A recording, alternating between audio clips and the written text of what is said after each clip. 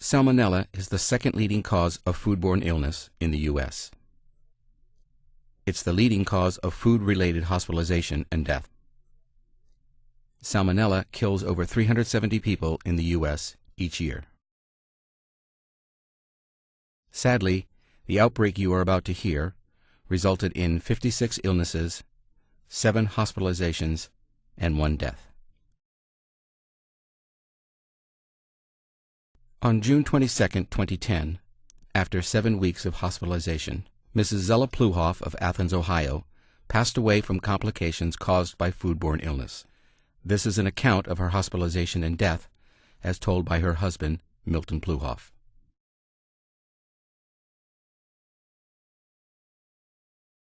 My name is Milton Ploghoft. My wife passed away from salmonella poisoning. It's been more than 2 years. It was actually May 1, 2010, and we went to a local restaurant, and they were terribly crowded. It was Mother's Day weekend. My son and wife had special dinner for 2, which was their favorite. They both were affected by salmonella poisoning. She was terribly ill. She went to the hospital it was a Friday night.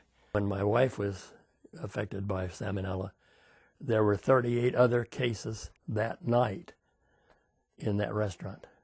It was 7 weeks from the time she ate this salmonella-infected food till she passed away. The illness of salmonella food poisoning is terribly, terribly painful.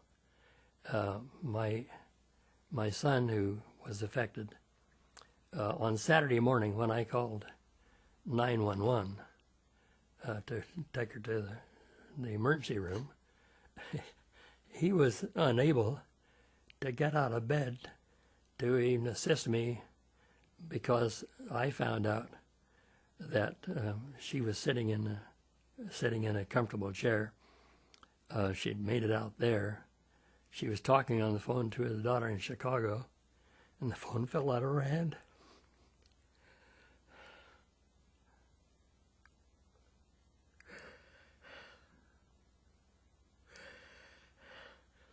And I couldn't walk her to the door. The ambulance people came in, but my son was so weak.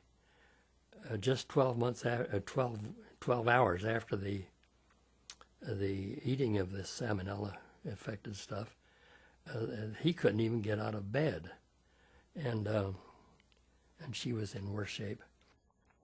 And she passed away on June 22nd from the complications of salmonella. The real stress on the family was 7 weeks of daily time in the hospital. We incurred a hospital bill at Riverside of $102,000, and I think professional management should sure as heck be aware of the fact that under conditions of pressure of business, that there's also a problem that can arise because of overtaxing the facilities, cutting down on the cooking time, things that I shouldn't have to worry about, because it could be easy for people to rush and serve something that had not been held at proper temperature, and that's exactly what happened. I think that if you can enroll a number of food serving organizations, in the task of helping their workers become aware of the critical importance, besides the profit motive, the critical importance of their work, which is terribly, terribly important, because they hold the welfare of many people in their hands. Part of the frustration with food poisoning is that you know it didn't have to happen. That's the thing. It is really stressful that it didn't have to happen.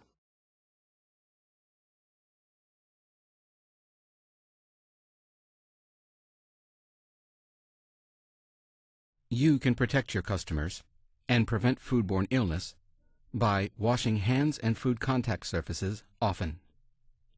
Not working when you are sick. Not touching ready-to-eat food with your bare hands. Separating raw meats from other foods. Cooking to the correct temperature. Cooling food promptly. Maintaining food at the proper temperature and time.